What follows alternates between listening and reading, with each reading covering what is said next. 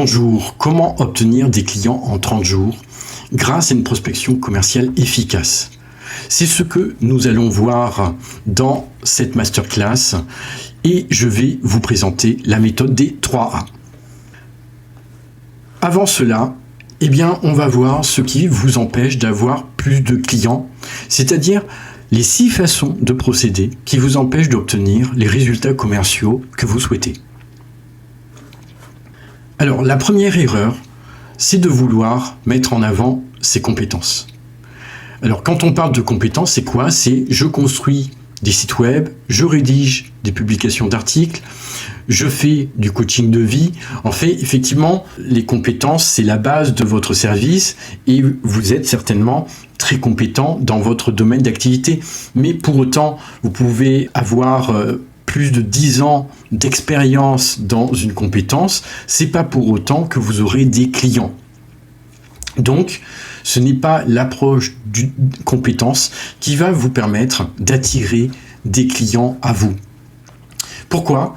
Parce que si vous approchez vos clients par vos compétences, en indiquant que vous êtes thérapeute, que vous êtes coach, à ce moment-là, vous ne vous distinguez pas des autres et votre discours est très généraliste, c'est-à-dire que votre client potentiel a du mal à vous départager entre vous et puis un autre concurrent.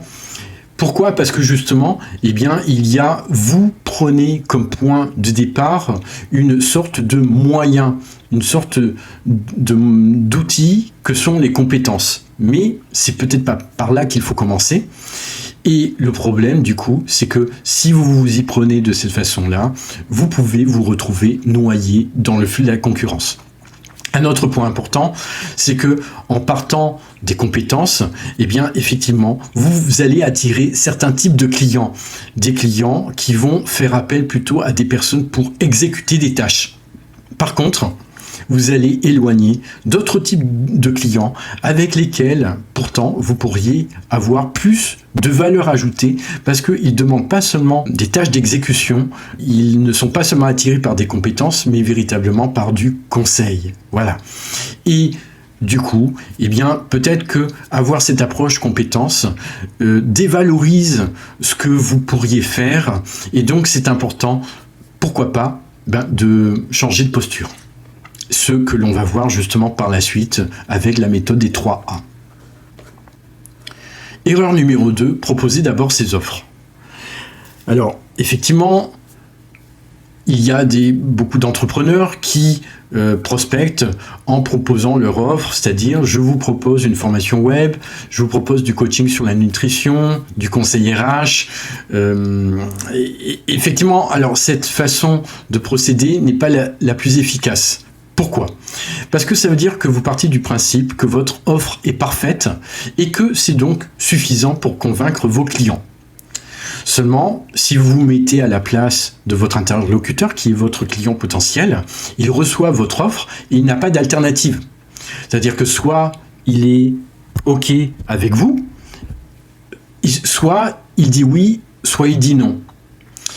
Et donc, c'est cela, c'est que en plus, vous pouvez passer énormément de temps à construire une offre et que si cette offre, vous ne l'avez pas validée auparavant, vous ne savez pas si ça va fonctionner ou non.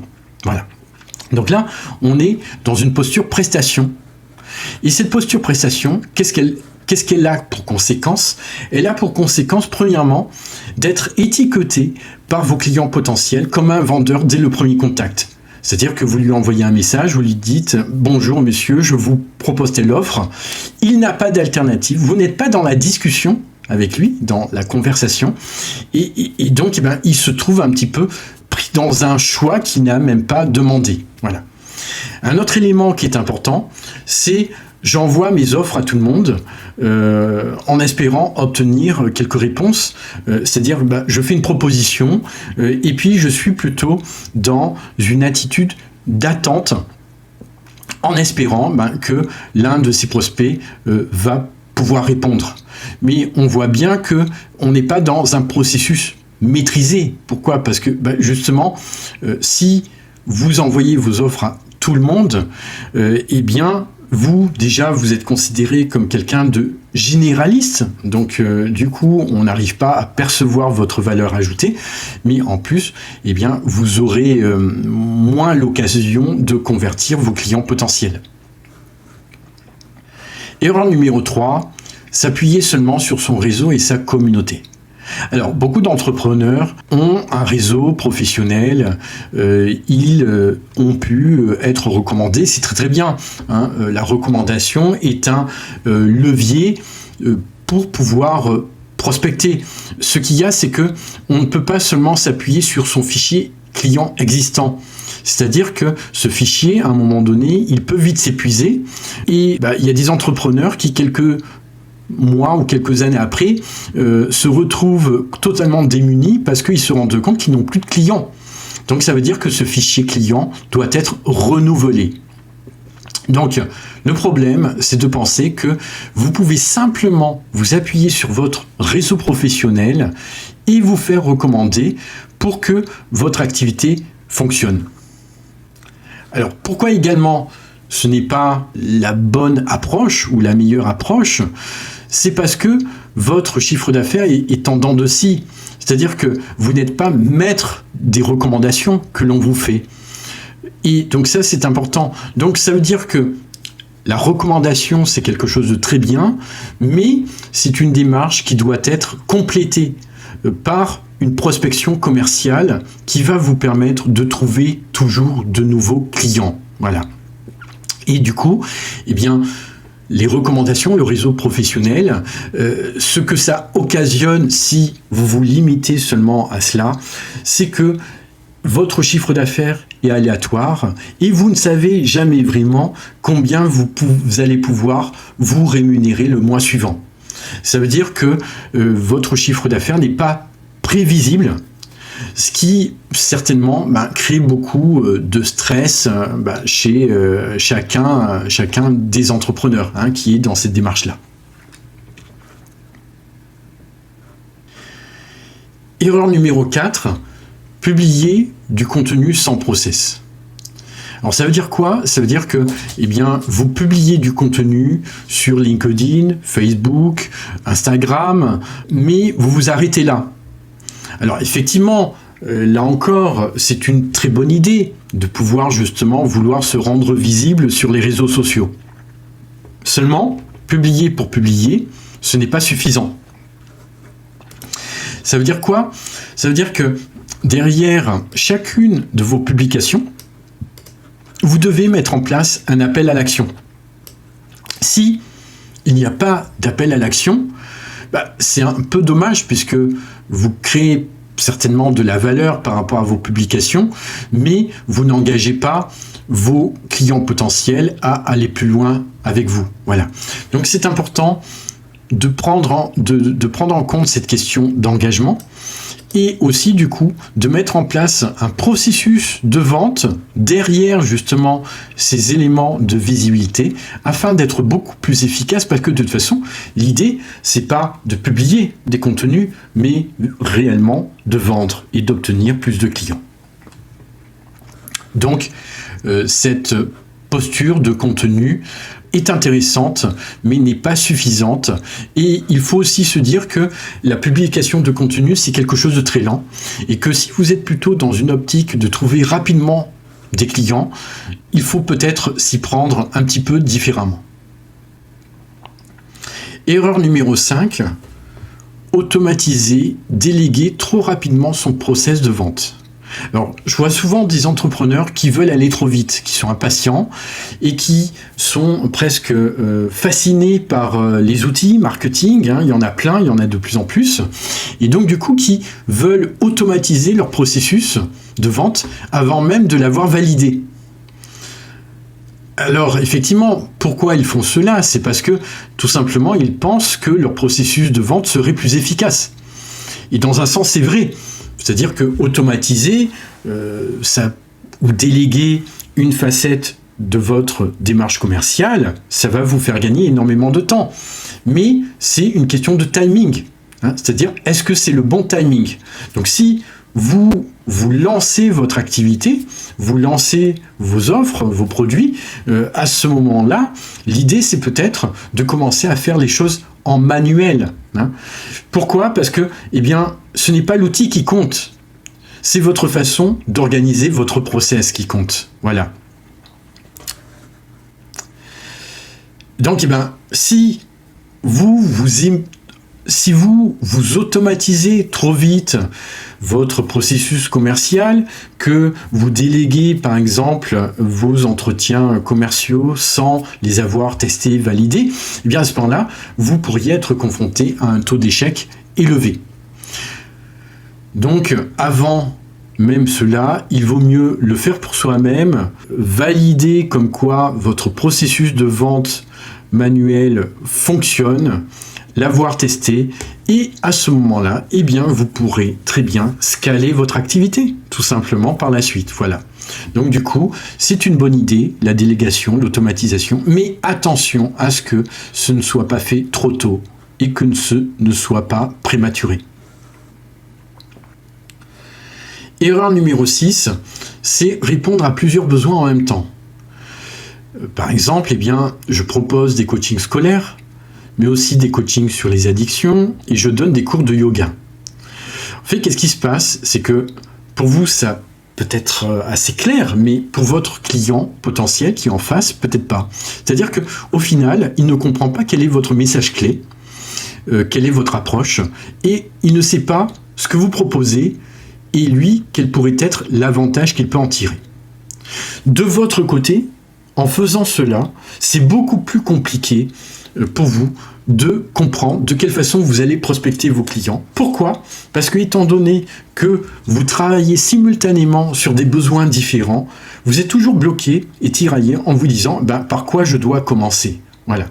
Et donc du coup, si vous proposez tout cela en même temps, votre message manque un petit peu de lisibilité. Et on pourrait dire la même chose. Là, on ne parle plus de besoins, mais on parle d'offres. Si par exemple, vous proposez plusieurs offres en même temps, une sorte de catalogue, là aussi c'est pareil. C'est-à-dire vous pourriez avoir du mal à trouver des clients parce que comme vous-même, vous ne faites pas de choix, vous n'avez pas d'approche claire dans votre prospection client. Voilà. Donc, du coup, il va falloir faire des choix, il va falloir prioriser non seulement cette question de besoin, de problématiques clients que l'on a envie de travailler, mais aussi d'offres, de services que l'on souhaite privilégier. Voilà. Donc du coup, cette façon de procéder les choses, cette façon de proposer les choses, d'accord, par plusieurs offres ou plusieurs besoins, n'est pas la meilleure pour obtenir des résultats commerciaux. Alors maintenant que l'on a vu ce qu'il ne fallait pas faire, d'accord, ces 6 erreurs qui vous empêchaient d'obtenir une prospection commerciale efficace, ce que l'on va voir ensemble, c'est la méthode des 3A. Alors c'est quoi cette méthode ? Cette méthode est basée sur l'avatar, l'approche et vos affaires. L'avatar, eh bien, certainement, vous en avez entendu parler. On vous a certainement parlé de l'avatar en termes de catégorie de revenus, de quels sont ses loisirs, quelles sont ses activités extra-professionnelles. Mais là, on parle jusqu'à présent d'un avatar social. L'avatar dont je vais vous parler, c'est un avatar comportemental, qui est beaucoup plus intéressant et pertinent, puisque l'idée, ça va être d'approfondir ces problématiques. Et donc, l'idée, c'est vraiment de toujours partir de l'avatar. Voilà, ça c'est vraiment une base très importante. C'est-à-dire qu'on ne part pas d'une offre, on ne part pas d'une compétence, on part d'un avatar. Alors, on va peut-être faire un petit distinguo entre avatar et audience. C'est pas parce que vous choisissez un avatar que vous ne pourriez pas obtenir d'autres types de clients. Il faut faire la distinction entre avatar et audience. L'avatar, c'est le profil de client avec des problématiques spécifiques sur lesquelles vous allez vous focaliser. Et l'audience, ce sont tous les clients potentiels qui pourraient faire appel à vous. Voilà, donc ça c'est important de bien le préciser. Le deuxième point important, c'est connaître les besoins de sa cible à la perfection. Donc, vous allez devoir faire des enquêtes et des sondages. Pourquoi? Parce que vous devez valider ces besoins. Tant que vous n'avez pas validé ces besoins, eh bien à ce moment-là, vous ne pouvez pas passer à l'étape suivante. Voilà. Vous devez vraiment vous mettre dans la tête de votre client afin de comprendre de quelle façon il peut percevoir votre service. Et tant que vous ne faites pas cela, il sera plus difficile d'avancer.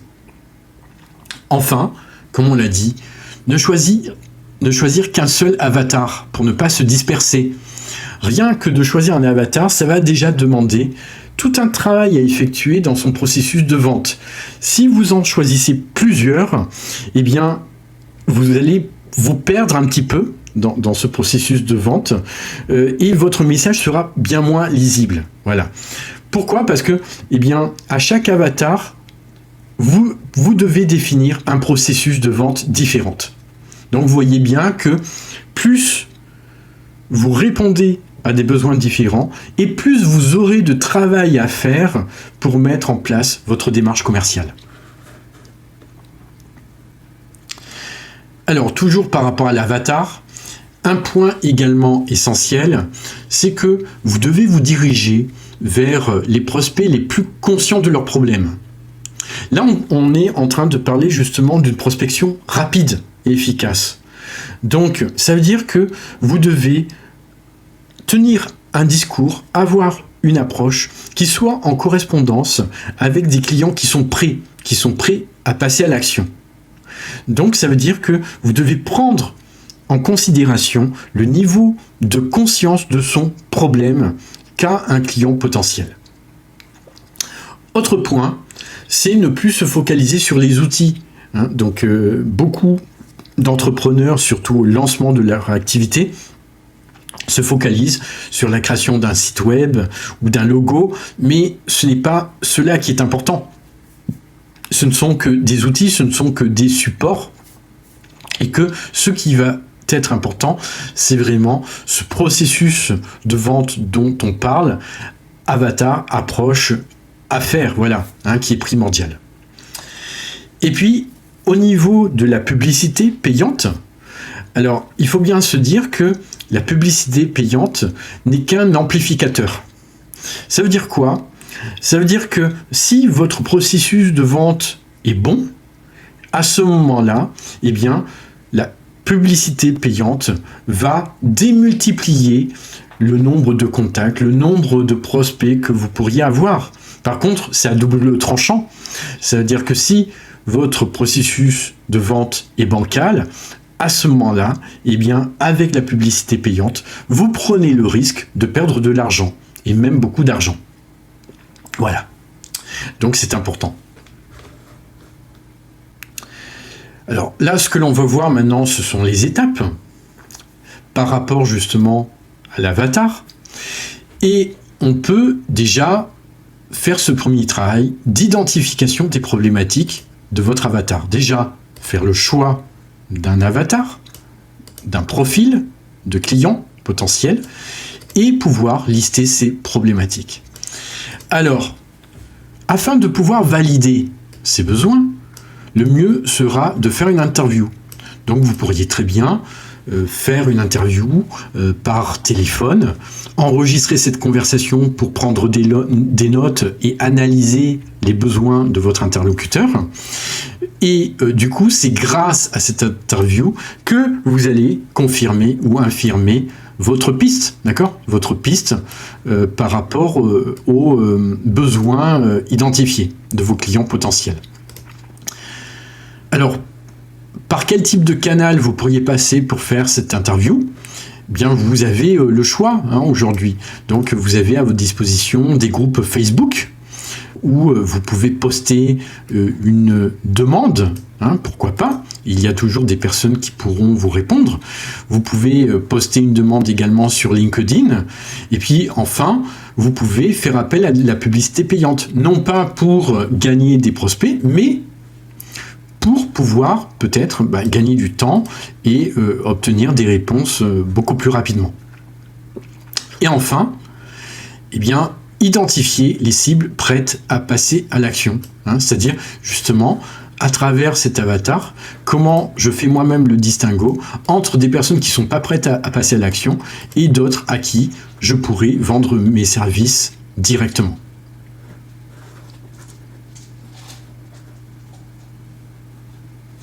Alors maintenant, on va passer à la phase d'approche. Alors l'approche, c'est quoi? C'est la nouvelle opportunité, le message clé que vous allez proposer à votre prospect. Donc c'est très important puisque cette approche, c'est ça qui va vous différencier. Ce seront les premiers mots que vous dites à votre prospect potentiel à travers toute votre communication. L'idée, c'est d'abord, par rapport à tout ce processus de vente, de commencer par le coaching consulting. Pourquoi? Parce que justement, c'est ça qui va vous permettre d'apprendre à mieux connaître ses clients. Parce que là, vous allez pouvoir justement, comme il est indiqué ici, proposer un plan. C'est-à-dire, vous n'êtes pas obligé d'avoir une offre. Vous n'êtes pas obligé d'avoir une offre qui est toute faite. Vous pouvez tout simplement avoir un programme avec des étapes qui sont bien identifiées et vendre votre service avec. Et tout simplement, le contenu, vous faites de la co-création avec votre client. C'est-à-dire que le contenu, vous le créez avec lui. Quel est le bénéfice de s'y prendre de cette façon-là? Premier bénéfice, vous n'êtes pas bloqué dans votre action. C'est-à-dire que sinon, vous allez vous dire que vous devez prendre des mois et des mois pour construire votre offre sans savoir si ça va marcher ou non. Et vous pouvez agir de suite. Voilà, donc ça c'est un premier bénéfice. Le deuxième bénéfice, c'est que si vous faites de la co-création avec vos clients, à ce moment-là, votre contenu va correspondre exactement aux besoins ou aux problématiques de vos clients. Voilà, donc ça va être d'autant plus efficace.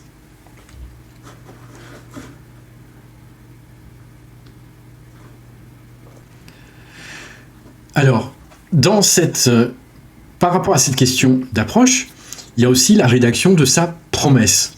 Donc ça c'est important, c'est que vous allez devoir formuler votre promesse, c'est-à-dire quel va être votre engagement et quels sont les bénéfices que vous pourrez apporter à votre client.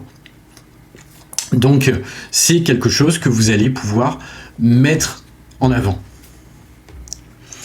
Et justement, en ayant cette approche et en ayant justement juste un plan pour pouvoir prospecter, vous allez pouvoir accumuler des témoignages, des études de cas et les mettre en avant dans toute votre communication, ce qui va augmenter votre crédibilité.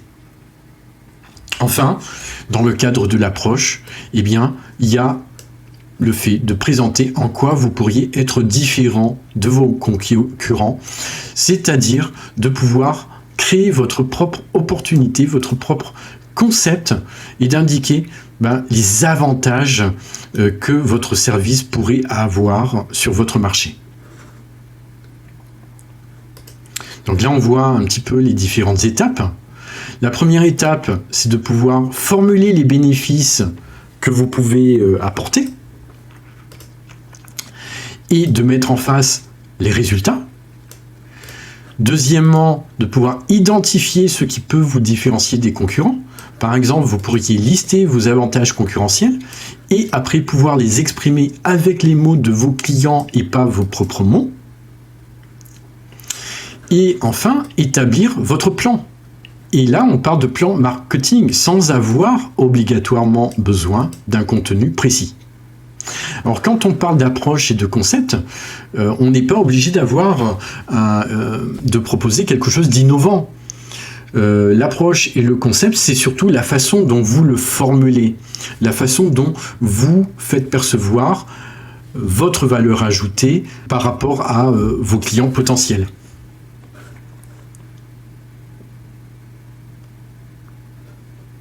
Troisième étape, les affaires. Donc A comme affaires. L'objectif de cette étape, c'est véritablement de mettre en place son tunnel de vente afin de pouvoir obtenir le plus de conversions clients possible. Et on voit que, eh bien, ici, au niveau à cette étape d'affaires, on a vraiment 3 éléments clés qui sont l'avant-vente, la vente, l'après-vente. Donc, il faut prendre en compte ces 3 étapes. L'avant-vente, c'est quoi? C'est comment je fais pour attirer mes clients. Et là, on va parler justement de sources d'acquisition, c'est-à-dire comment vous faites pour justement acquérir vos prospects potentiels. La vente, c'est l'engagement. Comment vous faites pour vendre, pour engager votre prospect vers la prospection. Et l'après-vente, c'est une fois que votre prospect est devenu un client, quelle est la qualité de votre service, comment vous pouvez améliorer cette qualité et comment vous pouvez fidéliser vos clients. Donc la question qui va être importante pour vous, ça va être de faire un bilan afin de savoir sur quelle étape vous êtes le plus focalisé et sur quelle étape vous devez vous améliorer le plus. Voilà. Alors, ici, après, on voit vraiment le tunnel de vente tel quel, et ce qui compte, c'est d'agir dans l'ordre. C'est-à-dire que c'est d'abord l'audience, d'abord l'avatar qui compte, puis après, je mets en place mon approche, puis après, je choisis le bon canal de vente. Et plus vous faites quelque chose de simple, mieux ce sera, c'est-à-dire un avatar, une approche, un canal de vente. Donc, l'avatar, l'audience, c'est bien comment je comprends les besoins de mes clients. L'approche, c'est comment je mets en place mon opportunité, mon concept, et quel bénéfice peut en tirer mon client potentiel. Et enfin, le canal de vente, eh bien, c'est tout le process qui part de l'avant-vente jusqu'à l'après-vente.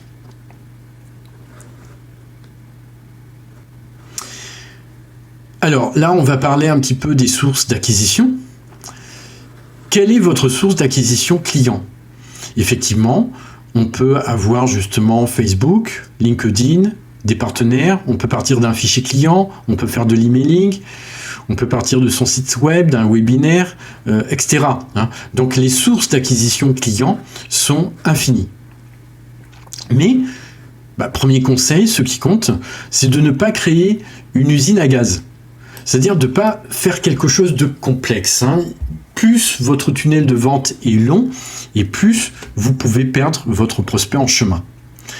Deuxième conseil, c'est choisir une source d'acquisition que vous maîtrisez et dans laquelle vous prenez plaisir. Si par exemple vous commencez à rédiger des articles pour votre blog, il faut que ça vous plaise. Si vous souhaitez faire des vidéos sur YouTube, il faut aussi que vous y preniez plaisir. Pourquoi? Parce que si vous n'y prenez pas plaisir, eh bien à un moment donné, vous allez abandonner. Alors que ce qui compte justement par rapport aux sources d'acquisition, c'est vraiment une question d'endurance en fait. Plus vous persévérez et plus vous réussirez à un moment donné à attirer vos clients potentiels. Enfin, troisième point, c'est que les sources d'acquisition ne suffisent pas. Comme on l'a dit auparavant, publier des posts, c'est très bien, mais ce n'est pas suffisant. C'est-à-dire qu'il faut créer des appels à l'action à chaque étape de votre tunnel de vente. Parce que l'objectif, c'est bien de convertir votre prospect en client. Alors là, on voit un petit peu 3 exemples de tunnels. Alors ce sont que des exemples, et vous voyez à quel point ils sont très simples. Tunnel 1, on peut partir d'une liste emailing et l'appel à l'action, c'est la prise de rendez-vous téléphonique.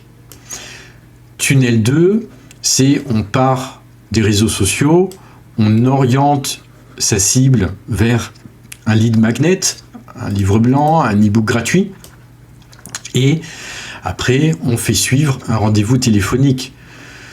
Tunnel 3, je pars des réseaux sociaux, je l'oriente vers une page de capture avec une vidéo de bienvenue afin d'augmenter ma crédibilité et je fais suivre avec un rendez-vous téléphonique. Voilà. Donc, une fois de plus, on voit que un processus de vente peut être simple. Mais ce qui compte, c'est ce que j'ai indiqué là, c'est que quel que soit le tunnel de vente, il s'agit de créer de la confiance, de diminuer les points de friction avec ses clients potentiels afin qu'ils aillent jusqu'au bout du parcours. Alors, quelques recommandations par rapport à votre stratégie de prospection. La première recommandation et l'une des plus importantes, c'est de tester. C'est-à-dire que vous allez devoir tester et retester chaque étape de votre process. C'est-à-dire qu'on ne peut pas prendre d'un côté les sources d'acquisition, de l'autre l'approche. En fait, tout est lié. Donc, vous devez tester tout en même temps. Donc, vous devez tester votre approche et peut-être proposer 2 approches en même temps. 2 pages de capture, pourquoi pas 2 vidéos de bienvenue, si vous prenez en compte ce tunnel de vente. Mais c'est ça, c'est que c'est seulement en testant que vous, à un moment donné, vous allez pouvoir affiner votre processus de vente et savoir justement, quel est celui qui est le plus pertinent. Deuxième point, on le dit et le redit, faire simple. C'est-à-dire ne pas démultiplier les sources d'acquisition, ne pas démultiplier les avatars, ne pas proposer un tunnel de vente trop complexe. Et enfin, au niveau de l'offre, donc effectivement, à un moment donné, on peut proposer une offre, mais l'idée, c'est d'avoir déjà fait plusieurs rendez-vous de coaching ou de consulting ou de prestations pour, à un moment donné, fixer son offre. Et tant que vous n'avez pas eu peut-être 10 ou 20 rendez-vous avec des clients, eh bien, vous n'êtes pas en capacité de fixer votre offre, c'est-à-dire vous n'êtes pas en capacité de savoir quel est le contenu qui correspond parfaitement à votre client potentiel. Donc du coup, ça veut dire quoi? C'est que dans un premier temps, il vaut mieux se focaliser sur ce que votre client et lui donner ce qu'il veut, tout simplement. Alors pour résumer, voici les points les plus importants à prendre en compte. Partez toujours des besoins clients. Voilà, ça c'est vraiment une base, la base des bases, c'est votre avatar, les problématiques de vos clients qui sont à la source de votre processus de vente. Deuxième point, ce qui est simple n'est pas le plus facile. Ben oui, ça sert à rien de complexifier les choses parce que déjà, ce qui paraît facile n'est pas si évident. Troisièmement, si vous n'arrivez pas à trouver de clients, c'est pas à cause des outils utilisés, c'est-à-dire ce ne sera pas à cause de la publicité payante, ce ne sera pas à cause d'un canal d'acquisition de LinkedIn ou de Facebook, non. En fait, c'est parce que votre processus de vente demande à être amélioré et à être réajusté. Et enfin, l'idée, c'est de passer le plus de temps possible sur son approche et les bénéfices que vous pouvez apporter. Pourquoi? Parce que, comme je l'ai indiqué auparavant, dans le contact que vous allez avoir avec vos prospects potentiels, c'est vraiment cela que vous allez mettre en avant. Alors, si vous souhaitez être accompagné dans votre stratégie de prospection commerciale, suite à cette masterclass, nous pouvons vous aider à travailler sur chaque étape de votre processus de vente. Donc, moi-même, je suis Laurent Guionvar, je suis coach, formateur et consultant. J'accompagne les entrepreneurs depuis plus de 15 ans dans l'optimisation de leur stratégie commerciale et j'ai créé Autrement Conseil, qui est un organisme de formation certifié Qualiopi et habilité au financement CPF.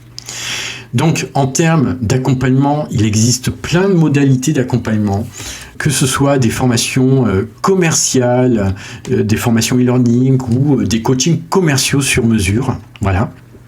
Donc, ça dépendra véritablement de vos besoins. Donc, si vous souhaitez optimiser votre démarche commerciale et obtenir plus de clients.